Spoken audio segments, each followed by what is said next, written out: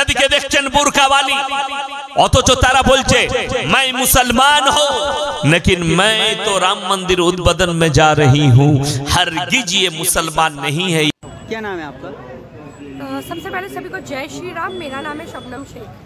আসসালামু আলাইকুম ওয়া রাহমাতুল্লাহ। বিসমিল্লাহির রহমানির রহিম। প্রিয় দর্শক, ভিডিওতে আপনারা দেখতে পাচ্ছেন যে শবনম শেখ একজন মুসলিম নারী বোরখা পরে মহারাষ্ট্র থেকে আপনার হেঁটে যাচ্ছে রাম মন্দির আপনার দর্শনে। আর এর আগে আমরা দেখেছি যে ইন্ডিয়া থেকে, কেরালা থেকে আপনার শিহাব চতুর আপনার গিয়েছিলেন মক্কাতে হজ করতে।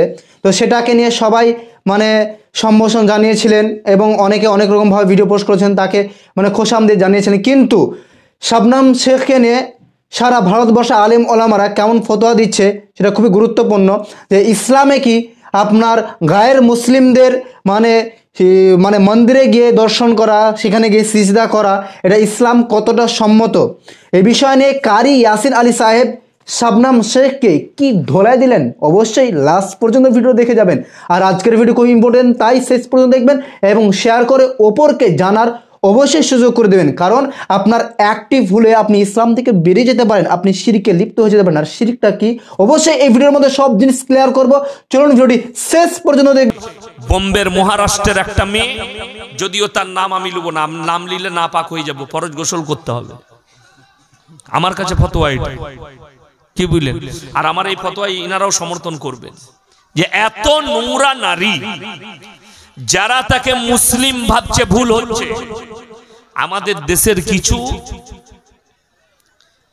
উগ্রবাদী তারা বোরকা পরে মুসলমান নাম রেখে তারা ফেসবুকে এসে বলছে मैं तो मुसलमान हूं, मैं राम मंदिर की उद्বোधन में जा रही हूं, पैदल जा रही हूं। শুনলেন, দলিল দিয়ে যাচ্ছি এর বিরুদ্ধে। দুটো উত্তরপ্রদেশের ছেলে উত্তরপ্রদেশের মুখ্যমন্ত্রী যোগী আদিত্যনাথ সরকারকে হুমকি দিয়েছিল মারা, তাদেরকে অ্যারেস্ট করা হলো। বুলডোজার বেরিয়ে গেছে, আমাদের দেশের অন্ধভক্তরা নাম রেখেছে বুলডোজার বাবা। বুলডোজার বেরিয়ে গেছে, তাদের বাড়ির সামনে পৌঁছে গেছে। যখন ঘর ভাঙবে তখন দেখছে এই ছেলে দুটো মুসলিম নয়, মিথ্যা করে মুসলিম নাম রেখে মুসলমানের বদনাম করতে চেয়েছিল। ছেলে দুটোই হিন্দুদের ছেলে। কথাটা বুঝাতে পারলাম? সেখান থেকে ডজার ঘুরে পালিয়ে এলো। বাবা আপ তো বেঈমান হ্যাঁ, अगर मुसलमान होता तो तोड़ देते। ওই ছেলে দুটো যদি মুসলমান হতো, আইএসআই থেকে শুরু করে পাকিস্তান থেকে শুরু করে সব আতঙ্কবাদীর সঙ্গে যোগ বেরিয়ে যেত। আপনারা বেখবর আছেন, আপনারা কিছুই জানেন না। ভারতের সংসদে কয়েকদিন আগে তিনটে যুবক হামলা এনেছিল, ভেতরে ঢুকে পড়েছিল। সেই তিনটেই হচ্ছে হিন্দুদের ছেলে। যার কারণে আমাদের দেশের কুত্তা মিডিয়াগুলো প্রচার করেন, প্রচার করে দিলে তো বদনাম হয়ে যাবে। এই আতঙ্কবাদীগুলো কোথা থেকে তৈরি হলো? কষ্টের বিষয়, আপনার ব্রেনে বীজ ঢোকানো হচ্ছে। বীজটা কি?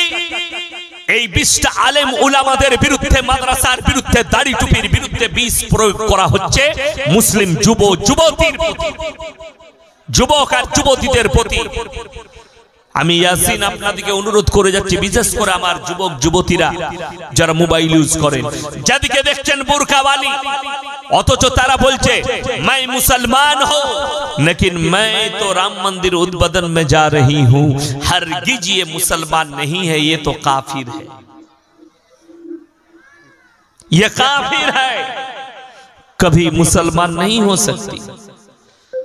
और जो मुसलमान है वो अल्लाह के सिवा किसी को माबूद नहीं मान सकता। আমরা সবাই এক আল্লাহকে মানি না, অনেকগুলো কথা বলেন। একবার জোরে বলুন, রেকর্ডিং হচ্ছে। কাকে? এক আল্লাহকে আমরা বিশ্বাস করি, অনেকগুলো আল্লাহকে নয়, এক আল্লাহ। তাহলে কোরআনে আছে, যদি বলেন हम तो সেকুলার দেশ में, আজকে শুনলেন আমাদের, আজকে আপনারা উলামাদিকে ছোট করার কারণে, আলেমদিকে স্থান না দেওয়ার কারণে আমাদের সমাজে কথা চলছে কার? একটা মাতাল নেতা, একটা গাঁজাখোরের, একটা জানোয়ারের, যার চরিত্র ঠিক নাই সে হচ্ছে সমাজ পরিচালক। বলে দিই কেমন করে, আপনি খুলেন মোবাইল, আমাদের দেশের কিছু নতুন নতুন নেতা বেরিয়েছে, তারা বলছে ধর্ম যার যার, উৎসব সবার। কথাটা বুঝতে পারেননি? এটা যদি সত্য হয়, কোরবানির সময় দাওয়াত দেবো, আমার গরুর ঠ্যাংটা ধরবি আয়। কথাটা বুঝতে পারেননি? আচ্ছা, এটা আমি হক বললাম না না হক বললাম? বাবা, হক কথা বললাম। যদি এটা তার ধর্মে আঘাত আনা হয়, যদি বলেন কোরআনের দলিল চাই, কোরআন খুলেন, লা ইলাহা ইল্লাল্লাহ ওয়া লা ইলাহা ইল্লাল্লাহ, হে নবী বলে দাও তোমরা দুটো নৌকায় পা দিবে না। দু নৌকা বুঝে? যে মেয়েটা বলছে मैं मुसलमान हूं, मैं जा रही हूं राम मंदिर, उसको कहना चाहता हूं मेरे बहन, इस्लाम कोई बिका हुआ धर्म नहीं, इस्लाम कोई दूसरे को मानने वाला धर्म नहीं है। जो लोग कहता है कि मैं मुसलमान हूं, उस सिर्फ और सिर्फ एक अल्लाह को मानते हैं। हम किसी धर्म को गाली नहीं देते, ये हमारा अखलाक नहीं है। আপনি বলুন, এতগুলো কথা আমি বললাম এতক্ষণ পর্যন্ত, কোন ধর্মকে গালি দিলাম? কথা বলে বলিনি, আর বলবো না। আমার নবীজি নিষেধ করেছেন কারো দেবদেবীকে গালি দিও না। আমি খালি আপনাদেরকে বুঝাচ্ছি, শুনেলেন। এরপরে যারা মন্দির ভেঙেছিল, বলতে হলে অনেক কথা বলতে হয়, যারা মন্দির ভেঙেছিল, যারা ছাগল চালিয়েছিল, তাদেরকে কিন্তু পূজা পাঠ করার জন্য ডাকা হয়নি, তাদেরকে এন্ট্রি দেওয়া হয়নি। যে লোকগুলো নিজের গায়ে শীতের কাদাও লাগতে দেয়নি, সেই লোকগুলো গিয়ে উদ্বোধন করছে। কথাটা বুঝতে পারেননি? মুকেশ আম্বানি, নীতা আম্বানি, অমিতাভ বচ্চন, বিগ বি আর যতগুলো আর্টিস্ট গেছে, এরা আপনার কাছে। হে আমার যুবক, তোমরা যে আর্টিস্ট গুলোকে মুসলিম মনে করছো, এই হারামখোরের আওলাদরা একটাও মুসলমান নয় আমার কাছে ফতোয়া নিলে। আর যারা মুসলমান মনে করবে তার ঈমান চলে যাবার খাতরা আছে। আপনি মনে করছেন যে যাই করুক মুসলমান থাকবে? তাইলে আমাদের সমাজে সুদখোর কি অপরাধ করলে? মৌলবীরা প্রতিনিয়ত সুদের কথা বলেছে না বলেনি? আমরা বলছি সুদ খাওয়া হারাম, আমরা বলছি মদের ভাটিতে জীবন কাটিয়ে কি করে জান্নাতে যাবে। আমরা যদি এই পাপের কথা বলি, জিনা করার কথা বলি, আমরা শিরকের বয়ান করছি, আল্লাহ ব্যতীত অপরকে ঈশ্বর মাবুদ মনে করলে সেটা পাপ। তাহলে তুমি যে আর্টিস্টের ভক্ত, তুমি যে শাহরুখ খানের ভক্ত, সে হারাম করত 5 কোটি টাকা দান করেছে। কথাটা বুঝতে পারেননি? আর তুমি তাকে মুসলমান মনে করো। আমি ইয়াসিন মনে করি না, আমি মনে করি না। যাদের আকীদা ঠিক নেই, সালমান খান তার বাড়িতে গণেশের পূজা হয়, তুমি তাকে মুসলমান মনে করো, তার পরিবারকে মুসলিম মনে করো, আমি মনে করি না। শুনেলেন, আমি কিন্তু গোল আলু বক্তা নয়। আমি একটা জলসাই বলেছি, ফিল্মের একজন আর্টিস্ট একটা মুফতিকে বিয়ে করেছে, তার নাম হচ্ছে সানা খান। সেই মুফতির নাম হচ্ছে মুফতি আনাস, গুজরাটের বাসিন্দা, বড় লোকের ছেলে। আচ্ছা, এটা বলুন, বড় লোকদের জন্য ফতোয়া আলাদা তো নাকি? এই দেখেন হাসছে আমার ভাইজান, ইনারাও হাসবে। বড় লোক, গরিব, ধনী, দরিদ্র সকলের জন্য ফতোয়া ইসলামে এক, কারোর জন্য আলাদা নয়। সে বড় লোকের ছেলে, সে বলছে मैं साना खान से निकाह कर लिया और मैं हनीमून में जा रहा हूं, तेरा जैसा मुफ्ती हमारे जेब में रहता है। এই মুফতিগুলো সমাজের কলঙ্ক, আল্লাহ এদের গ্রেবানটা ধরে বিনা হিসাবে জাহান্নামে ঢুকাবে।